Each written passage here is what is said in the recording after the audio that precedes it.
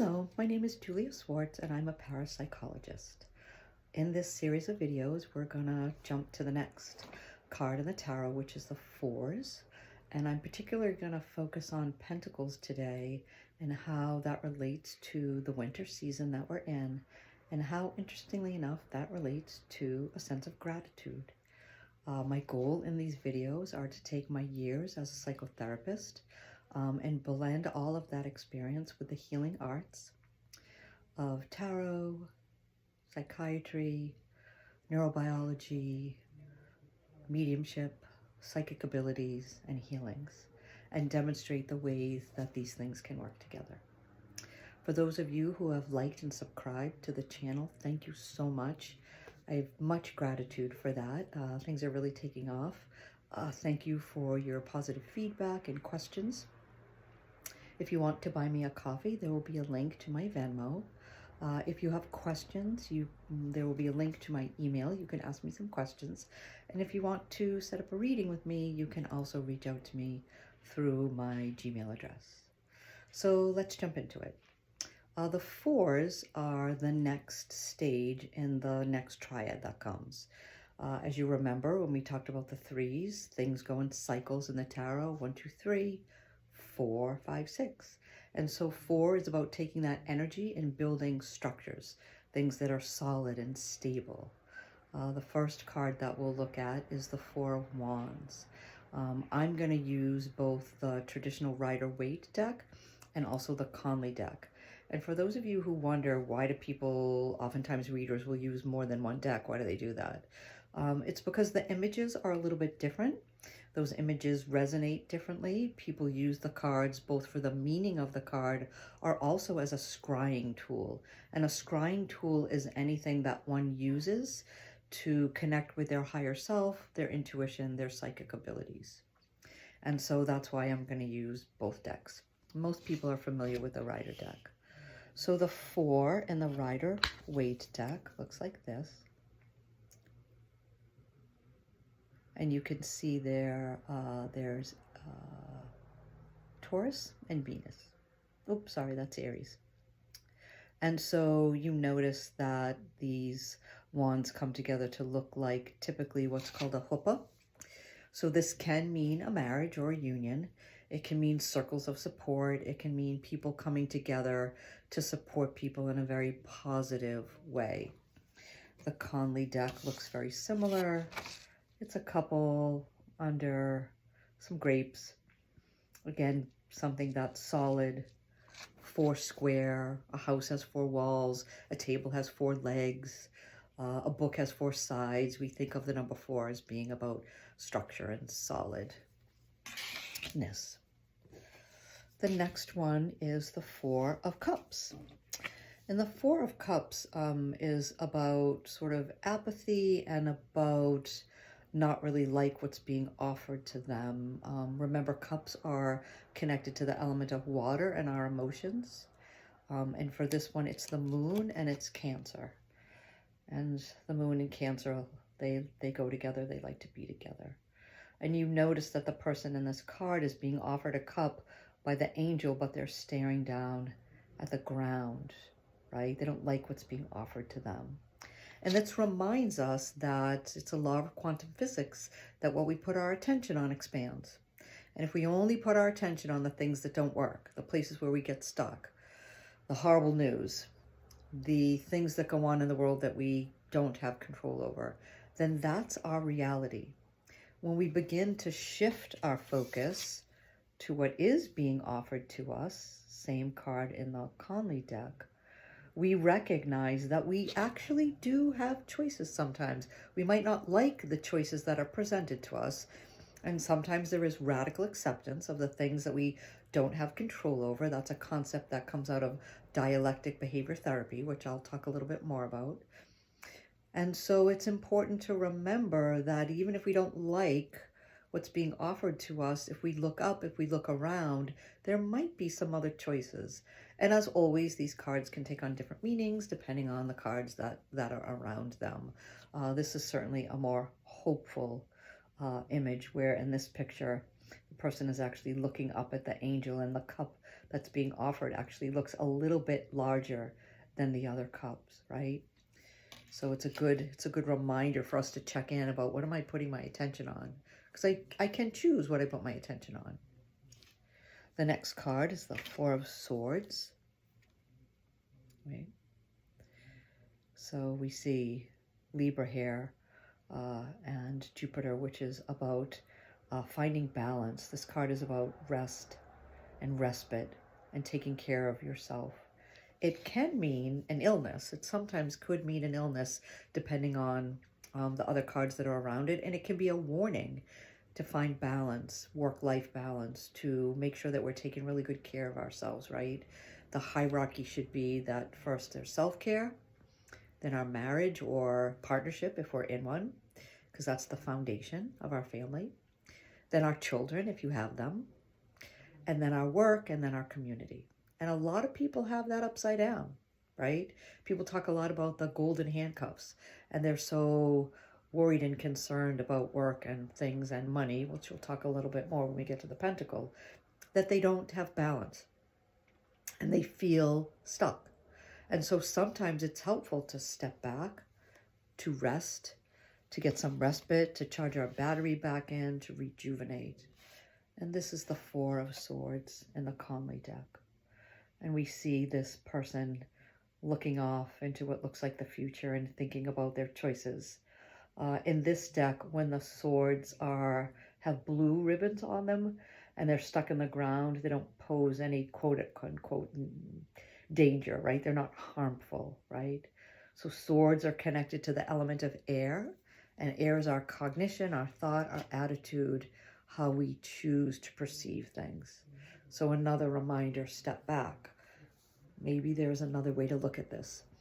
When we talk more about cognitive behavioral therapy, that teaches us that our thoughts affect our mood, and our mood affects our behavior. And swords is the big element and suit that connects a lot with cognitive behavioral therapy. We'll talk more about that in cognitive distortions. And lastly, we have the Four of Pentacles. So this is the Four of Pentacles. We see Capricorn in the sun.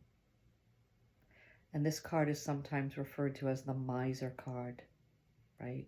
Sometimes this card reminds us to balance our money, to balance the importance of money, to think about our values as opposed to things that we value, right? What do we need versus what do we want? There's a big difference there.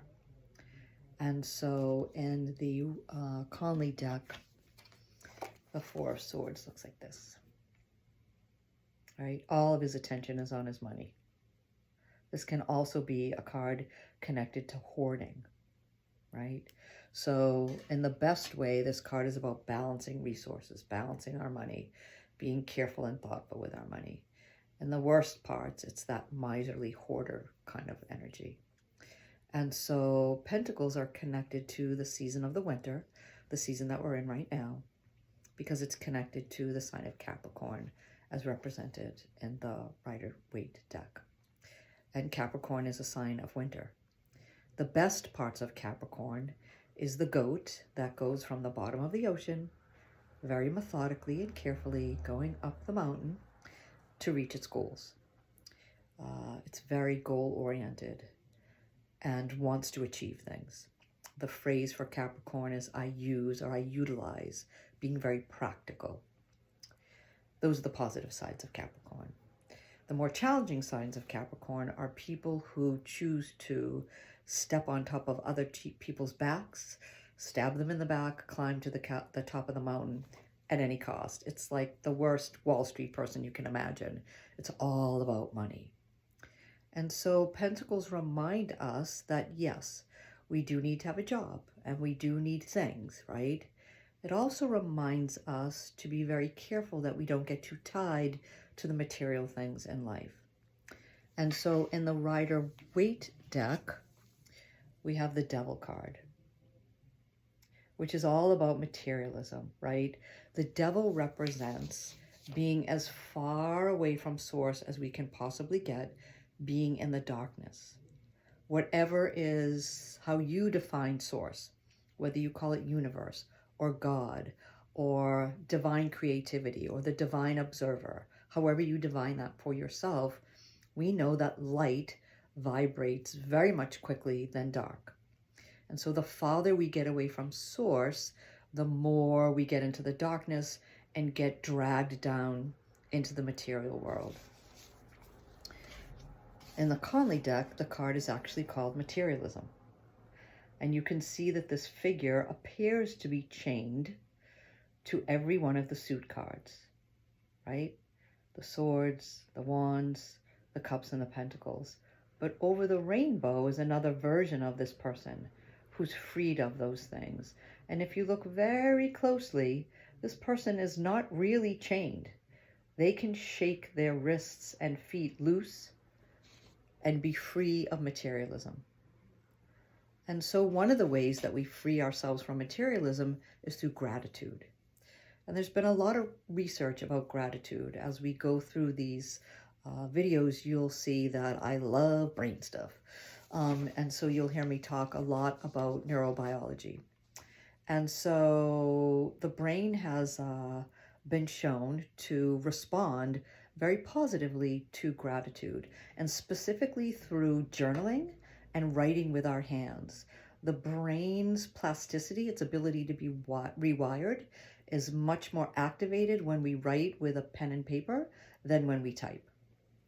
And so gratitude has been shown to activate the reward pathways in the brain and our prefrontal cortex, which has rulership over goals and learning, and our ventral stratum, and it supports motivation and a positive mood.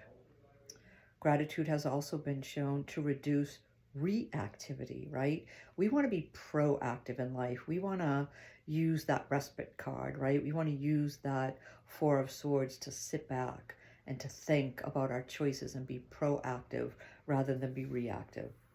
And study shows that this calms the amygdala and it helps the brain respond more predictively and peacefully to stress. And when we talk more about dialectic behavior therapy, we'll talk a lot about what are called tip skills and how to access our amygdala, how to shrink that amygdala when it gets overwhelmed with neurochemicals that cause anxiety and panic. Gratitude also rewires the brain by increasing dopamine and serotonin, two of our major mood regulators. And it helps us to just sort of feel good more often. It strengthens our emotional resilience. And on MRIs, it shows that gratitude builds long-term pathways for optimism and emotional stability. We could use that now, right? We can feel very overwhelmed right now. And so maintaining hope and positivity and keeping our light shining can be a little bit challenging, and gratitude can do that. It also enhances our connection and makes us more empathic, right? Not everybody's born with an empathy bone. However, everybody can learn to be empathic. And so it supports our ability to feel more connected and to be more empathic. And some of the things that I do to practice gratitude is to journal about gratitude. Also, most nights before I fall asleep when I get into bed, or before I wake up in the morning, I think of the things that I have gratitude for. I have a roof over my head. I have clean water. I have food on my table. I have employment that allows me to purchase these things. I have health. My family in this moment is healthy. And so these are some really simple things that we take for granted in this country that other people don't have. And so practicing gratitude is one of the things that can help us to feel better and balance out the risks of that pentacle, so that we're focusing more on our values, our ethics, our morals, what's important to us, being empathic, understanding other people, having compassion for differences in people and how they live their lives, or who they love, or where they live, or what they eat, right? It helps to bring balance to those things. And it literally rewires our brain. So try a gratitude practice, whether you do it through meditation or you do it through journaling, and let me know how it goes. Throw some comments in. Let me know if you find that you've been able to rewire your brain. If you notice that you feel a little bit more optimistic and hopeful in a world where our media cycle is bombarding us with negativity. Do we want to be informed? Yes. Do we want to be overwhelmed? No. So thank you again for taking the time to pay attention to these videos. Please like and subscribe, and I'll see you next time. Thank you so much. Bye-bye.